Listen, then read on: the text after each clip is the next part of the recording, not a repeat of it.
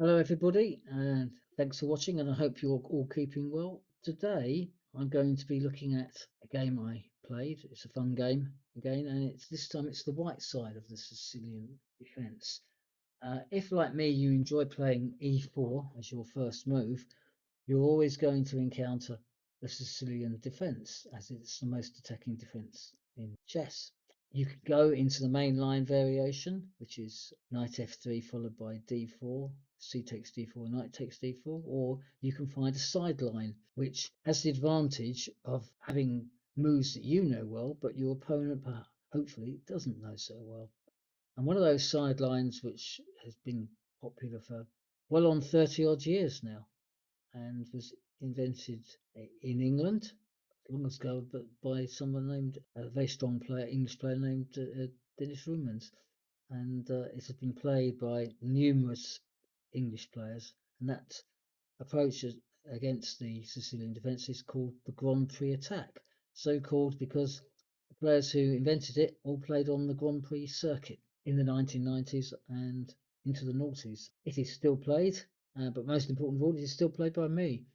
And if you're playing blitz chess, which let's face it, on the internet is what most people now do, it is a very useful weapon against c5, which of course for those players who are beginners is the Sicilian defence. It's an interesting game, and I shall go through the moves. Some of the moves it does claim scouts who may well be higher graded than yourself. And if you're not playing graded chess, it's an entertaining way to play, and it is instructive. So, without further ado, I shall go through the game. So, white plays e4, black replies c5. For those of you who are beginners or not familiar with the opening, c5 is the Sicilian defence. I now played knight c3. Now, the Grand Prix attack is knight c3 followed by f4. White can play f4 on the second move, but this slightly complicates things and allows black to play a variation d5 immediately, which is not a bad line for black. But for the purposes of this game, I played knight c3, my opponent replied d6. I then played f4. We now have a Grand Prix attack.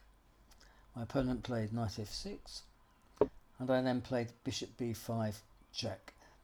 Now this is quite important. In the Grand Prix attack, white seeks to get rid of his white squared bishop as soon as possible. If the bishop remains on c4, it can get kicked by later a6 and b5. So I played bishop b5 and my opponent played bishop d7.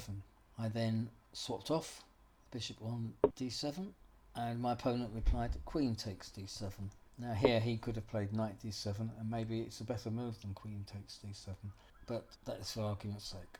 I then played knight f3 and my opponent played g6 with the intention of fianchettoing his black squared bishop. I then castled kingside.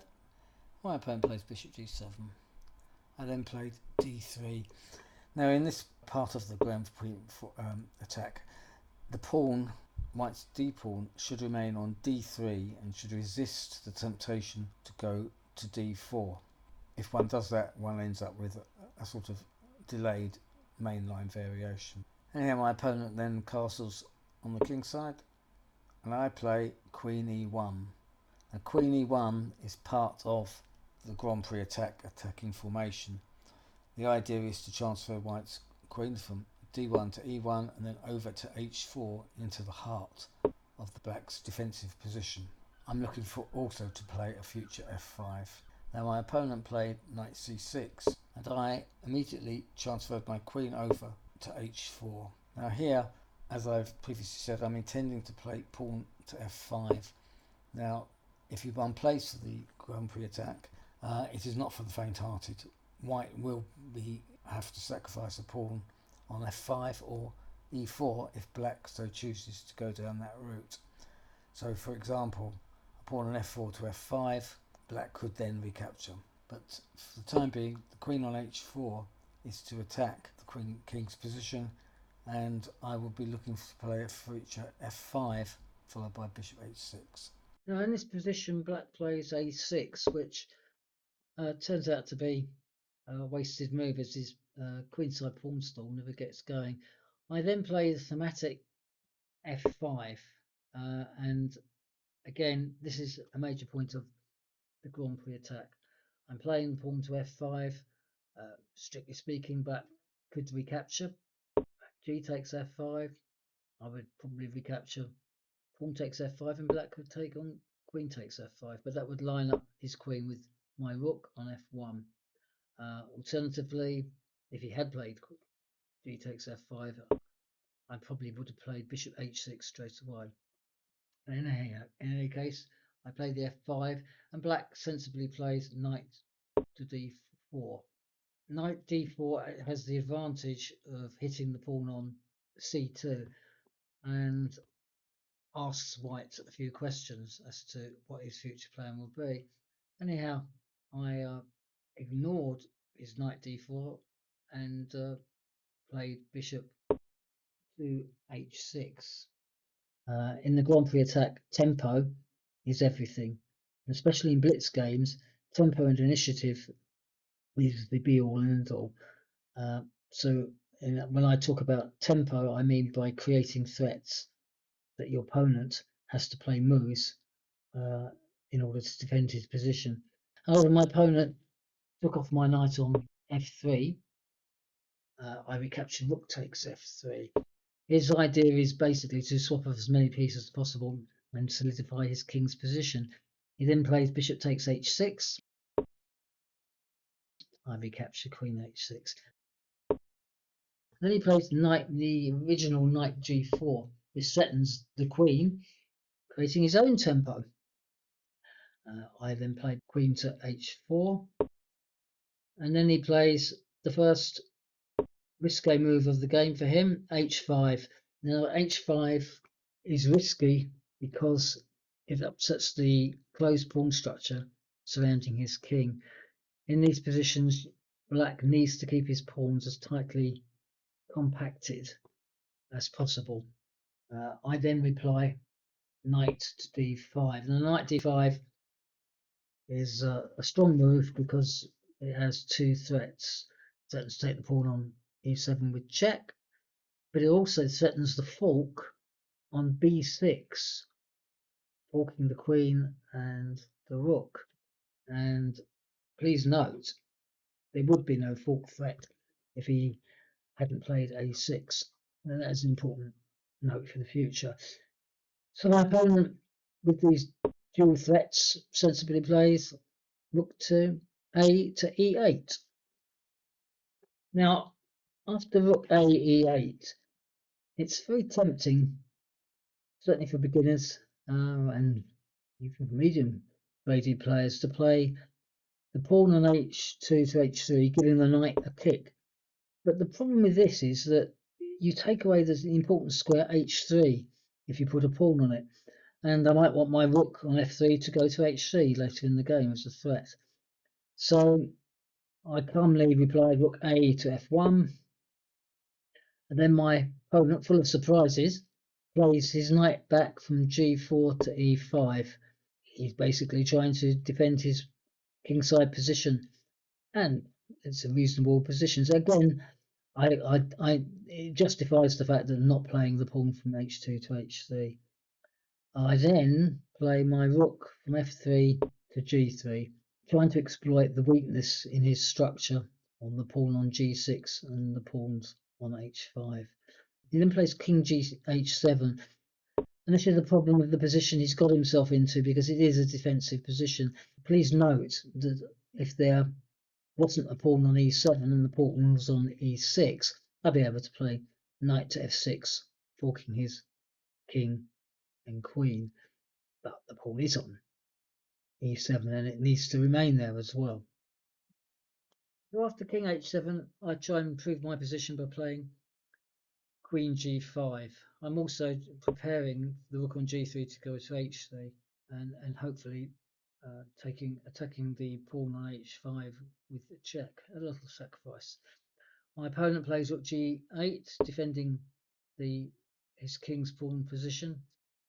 And now here is an important decision. Here I have various opportunities. I could go rook h3 straight away, and perhaps I should have done, but I played f6, getting into the heart of the position, and my opponent replies e6. This attacks my knight on d5, but of course my knight can now leap in to e7 into the heart of the black position, and so the knight from d5 leaps into e7, and so it attacks the rook on g8. It also has the ability to attack the pawn on g6 after a later c3 and d4. Again, please note that I can play moves like pawn on c2 to c3, followed by, ideally, pawn on d3 to d4, giving the knight on e5 a kick, a later kick. This doesn't actually happen in the game, but it is a strong possibility. So after he plays rook on g8 to h8, I now play rook to h3. Quite simply, I'm threatening rook takes h5, check, and then pawn takes g5 because he's forced to do so, and I would then checkmate queen on g7. The advantage of the pawn on f6 is that black is going nowhere defensively. And so, after rook h3, the threat is, to repeat myself, rook takes h5 check and mate in 2. So what does black play in this position? If he plays moves like knight f e5 to g4, I simply play rook takes h5, check. The knight on g4 couldn't really intervene onto h6 because it would be checkmate with queen takes h6 and queen to g7. So, facing the worst, my opponent plays rook takes e7, taking the knight. But he misses the tactical thing here, and I play rook on h3 takes h5 check. My opponent sees that pawn takes h5 would lead to checkmate immediately on g7, queen g7, plays king to g8. Now, the strength of the pawn on f6 is that it is threatening checkmate. So after king g8, I calmly play rook takes h8 check.